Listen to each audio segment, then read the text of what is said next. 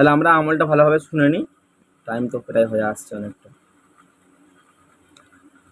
তাহলে আপনারা কিন্তু আজকে যে ক্লাসটা করছেন আর কি, এটা কিন্তু মানে যা তা না থাকে ক্লাস নয়, আলহামদুলিল্লাহ হচ্ছে কি ইউটিউবের সেরা ক্লাস, ঠিক আছে? মানে আপনারা জাতা মাতা মোতাবিন না, জিনের বাদশাকে রাখছেন, জিনের বাদশাকে রাখার আমল বলছে, ঠিক আছে হজরত?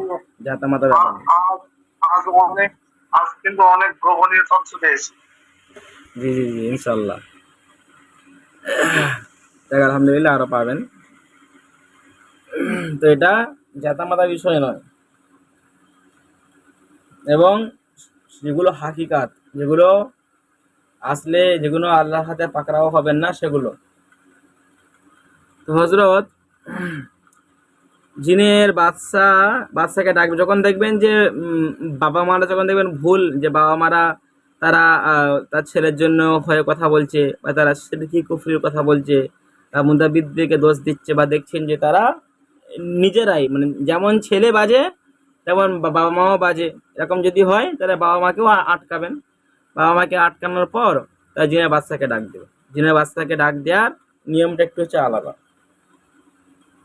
প্রথমে আপনি রুগীর মাথায়, আপনি প্রথমে ধরুন একটা রুগী, আপনি রুগীর মাথায় এরকম হাত দেবেন, এরকম ডান হাতটা আস্তে করে দেবেন, দিয়ে আপনি আল্লাহর কাছে আপনি তখন আল্লাহর কাছে আরজি করবেন, ঠিক আছে হজরত?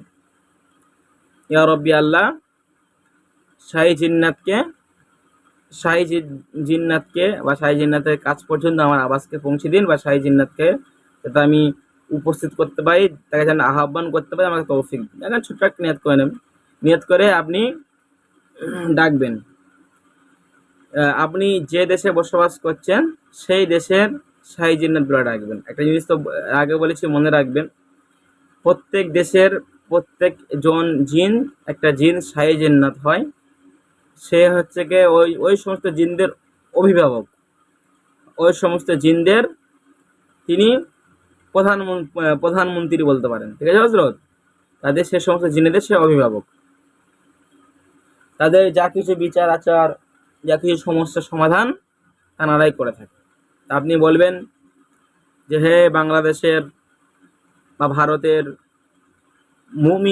মুমিনদের শাহী জিন্নাত, বা মুমিন জিনের বাদশা, বাংলাদেশ বা ভারত মুমিন জিনের বাদশা,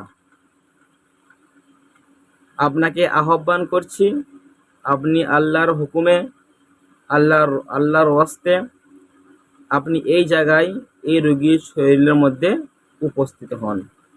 বুঝতে পেরেছেন হজরত? আপনি এই রোগীর শরীরে, আপনি এই জায়গায় উপস্থিত হন, আপনাকে আহ্বান করছি, ঠিক আছে হজরত? এরকম বলবেন। বলে আপনি সূরাতুল ইখলাস আপনি এই সিস্টেমে পড়বেন, থাকুন না কেন এই রোগীর শরীরে দ্রুত হাজির হন, ঠিক আছে হজরত?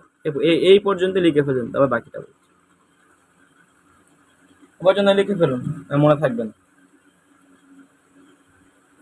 বিষয়টা এরকম যে হযরত মুজাহিদ করতে হবে আর মুমিন জিনের বাচ্চাকে স্মরণ করতে হবে। হ্যাঁ, ডাকতে হবে, আল্লাহর হুকুমে হাজির হন।